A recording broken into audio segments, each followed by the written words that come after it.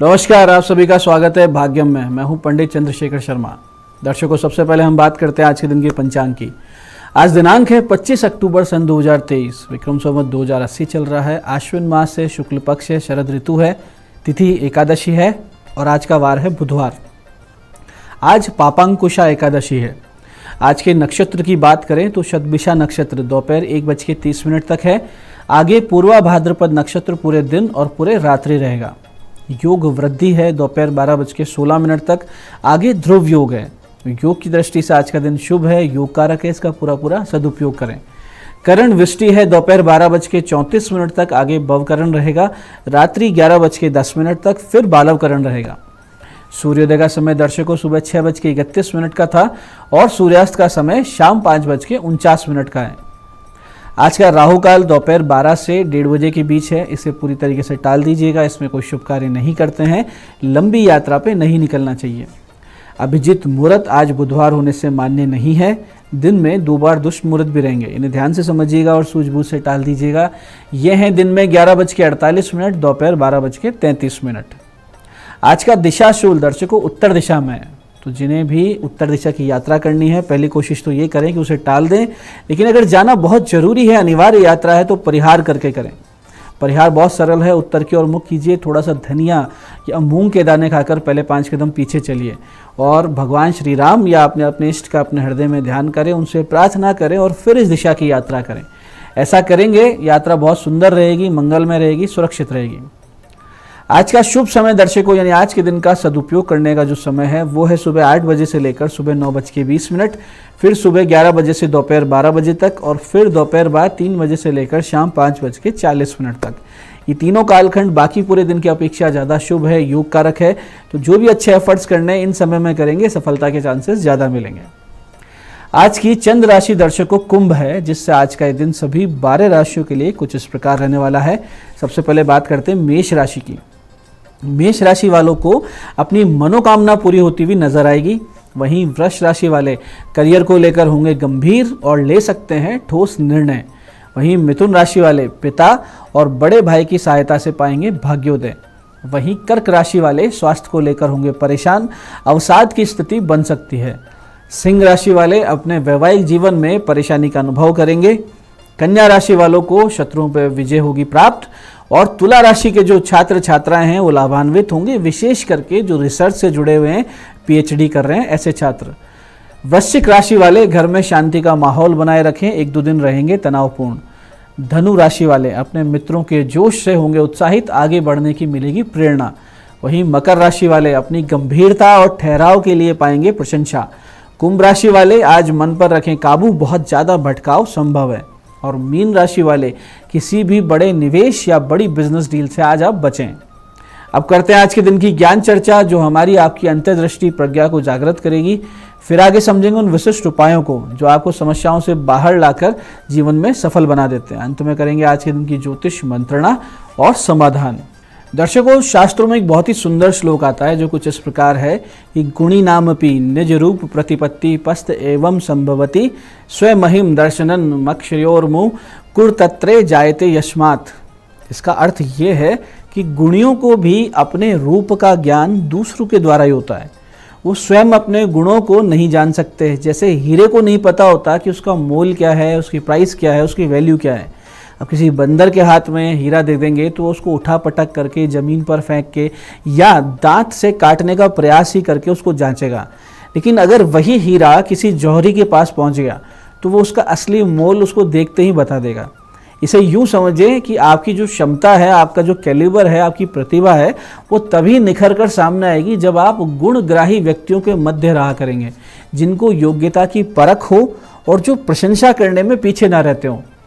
इसी तरह श्लोक में आगे लिखा है कि नेत्र अपने गौरव का अनुभव तब तक नहीं कर सकते जब तक उनके सामने दर्पण न रखा जाए। जैसे हनुमान जी अपना बल भूल गए थे और आईना बन के सामने आए जामवंत जी।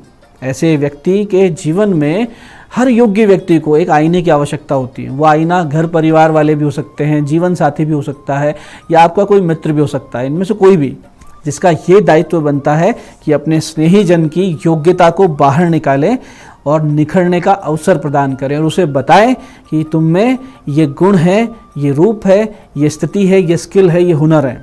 तो आज की ज्ञान चर्चा का सार ये है कि ऐसे ही लोगों के इर्द गिर्द रहिए और स्वयं भी ऐसा ही बनिए कि आप दूसरों के गुणों को देखें, समझें और उन्हें बता सकें। अब बात करते हैं आज के दिन किए जाने वाले उन विशिष्ट उपायों की जिनसे आप अपनी जीवन की समस्याओं का समाधान पाएंगे बिना किसी संशय के और बहुत जल्दी अपनी सफलता की ओर दृढ़ता से अग्रसर होंगे। सबसे पहले बात करते हैं उनकी जिनका जन्मदिन है। आज जिनका जन्मदिन है, आज आप सब भगवान श्री हरि नारायण के निमित्त गीता जी के 10 और 11 अध्याय का पाठ करें और मछलियों को आटे की गोलियां कम से कम 108 की संख्या में खिलाएं। साथ ही किसी किन्नर को दक्षिणा, वस्त्र आदि देकर उनसे आशीर्वाद लें तो आने वाला पूरा वर्ष बहुत ही सुंदर और योग कारक बीतेगा, इसमें कोई संदेह नहीं। दर्शकों, आज का दिन बहुत उत्तम है बच्चों की नज़र दोष से संबंधित उपाय के लिए। अगर आपके घर के बच्चे बार बार अकारण बीमार पड़ते हो तो निश्चित रूप से उनको दृष्टि दोष लगता है। ऐसी स्थिति में आज आप एक छोटा सा उपाय कर आगे के बहुत दिनों के लिए इसका एक उपचार बनाकर रख सकते हैं। इसके लिए करना यह है कि दोपहर 3:05 से 3:55 के बीच चंदन, कूट, वच, सेंधा नमक, घी, तिल यानी तिल का तेल और अगर, तगर और केसर और साथ में कपूर, इन सब सामग्रियों को भगवती दुर्गा की तस्वीर के सामने रख लें और ये सामग्री आप दिन में ही कूट लीजिए और सबको मिला के रख लीजिएगा ताकि जब वो समय आए तो भगवती के सामने रखें। माता के सामने रखी सामग्री पर आप दुर्गा जी के 32 नाम का 32 बार पाठ करें और फिर भैरव नामावली यानी भैरव अष्टोत्तर शत नामावली का 11 बार पाठ करें। अंत में हनुमान चालीसा का 11 बार पाठ करें। तो ये जो धूप सामग्री है ये जागृत सिद्ध हो जाती है, शक्तिकृत हो जाती है। अब जब भी बालक बीमार हो या नज़र लगी हुई महसूस हो तो गाय के गोबर के कंडे पर इस धूप को सुलगा कर उसका धुआं कुछ देर बच्चे को लगने दें, यानी उसके इर्द गिर्द धुआं होने दें। तुरंत प्रभाव से दृष्टि दोष या किसी भी प्रकार की नकारात्मकता ऊर्जा, ये कोई भी नकारात्मक ऊर्जा अगर आसपास है तो उसका प्रभाव बच्चे पर से हट जाता है और घर में भी बहुत ही अनुकूल पॉजिटिव माहौल बन जाता है। तो निश्चित रूप से आप कीजिए। ऐसे दर्शकों, जिन स्त्रियों को अपने वैवाहिक जीवन में कष्ट के अनुभव आ रहे हैं, चाहे वो विपरीत ग्रह योगों के कारण हो रहा हो या घर परिवार के विपरीत वातावरण के कारण, उन सभी को आज के शुभ दिन से प्रातः 9:25 से 10:11 के बीच शिव मंदिर जाकर माता पार्वती के चरण शहद मिले हुए दही से धोने चाहिए और इस मंत्र की 3 माला का जाप आज से नित्य शुरू कर देना चाहिए। मंत्र बहुत ध्यान से समझिएगा, गुप्त, गोपनीय और सटीक मंत्र है। अगर आप करेंगे निश्चित रूप से लाभ होगा। मंत्र इस प्रकार है: ओम ह्रीम कपालिनी कुल कुंडलिनी में सिद्धिम देहि देहि भाग्यम देहि देहि स्वाहा। मंत्र फिर से समझते हैं: ओम ह्रीम कपालिनी कुल कुंडलिनी में सिद्धिम देहि देहि भाग्यम देहि देहि स्वाहा। तो इस प्रकार से इसे कीजिए। 1 महीने से अधिक जब ये जाप आप कर लेंगे तो कोई भी स्त्री वो अपने पति, पुत्र, परिवार आदि की प्रिय हो जाती है, सम्मान मिलने लगता है, सौभाग्य में वृद्धि होती है, इसमें कोई संदेह नहीं। तो कीजिए, पूरा लाभ उठाइए। तो ये थे आज के वो विशिष्ट उपाय जो आपको समस्याओं से बाहर ला रहे हैं और आपकी मनोकामना पूरी कर रहे हैं। अब बात करते हैं आपके सवालों की। आपके सवालों में आज हमारे पास जन्म पत्रिका आई है हमारे दर्शक विनय जी की, जिनकी जन्म तारीख है 11 सितंबर 1986, समय शाम 4 बजे और स्थान चूरू। प्रश्न है: आय कब से अच्छी होगी, क्या काम करें? विनय जी, सबसे पहले आप ये जान लीजिए कि आय भाव में आपके विष दोष बना हुआ है, यानी शनि चंद्रमा की युति है। इसका अर्थ ये है कि आप एक हाइट पर पहुंचकर नीचे गिरे हैं और वर्तमान दशा आपकी तो ऐसी है कि आपको लोगों से पैसे मांगकर या मदद मांगकर आपका काम चलाना पड़ रहा है। बार बार आपको नज़र भी लगती है, ये आपकी जन्मपत्री बोल रही है। ऐसी स्थिति से बाहर आने के लिए आप ब्रह्म मुहूर्त में उठकर शिवालय जाएं और शिवालय की सेवा आरंभ कर दीजिए, यानी कि वहाँ झाड़ू पोंछा करना या उसकी व्यवस्था करना, गंदगी हटाना, और सक्षमता आ जाए यानी पैसे की व्यवस्था हो जाए तो शनि चंद्र के 7 गुना जाप और शांति अवश्य करवाइए। बाकी आपकी स्थिति जुलाई सन 2024 से सुधरने लगेंगी।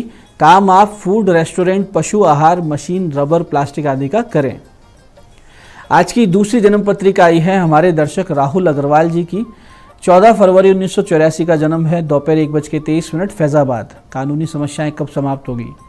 राहुल जी, आपका मिथुन लग्न है, मिथुनी राशि है। लग्नेश अष्टम में पीड़ित होने से और 12वें भाव के राहु से मंगल शनि के षडाष्टक योग होने से आप परेशान चल रहे हैं और ये स्थिति अभी लंबी चलने वाली है। 2028 से पहले मामले का निपटान संभव नहीं दिख रहा है। उचित रहेगा कि आप बुध और शुक्र के 7-7 गुना जाप करवाकर गले में पन्ना और हाथ में फायर ओपल पहन लें। नित्य गजेंद्र मोक्ष का पाठ आपके लिए बहुत ही सटीक उपाय रहेगा। तो दर्शकों, ये था आज का पंचांग, आज के विशिष्ट उपाय और ज्ञान चर्चा। मैं पंडित चंद्रशेखर शर्मा ये आशा करता हूँ कि बताए उपायों को सही विधि, सटीक समय और अटूट श्रद्धा के साथ करके आप पूरा लाभ उठाएंगे और जो ज्ञान चर्चा, जो सत्संग हमने किया, इसे अपने जीवन में उतारेंगे। धीरे धीरे आपका जीवन शिवमय, सत्यमय और आनंदमय होता जाएगा। मैं महादेव से प्रार्थना करता हूँ कि जब आप हमारे बताए उपाय करें तो आपके कष्टों का निवारण अवश्य हो और आपकी मनोकामना पूर्ति निश्चित रूप से हो। कार्यक्रम में बने रहने के लिए बहुत बहुत साधुवाद। भगवती आप सबका कल्याण करे। जय आदिशक्ति।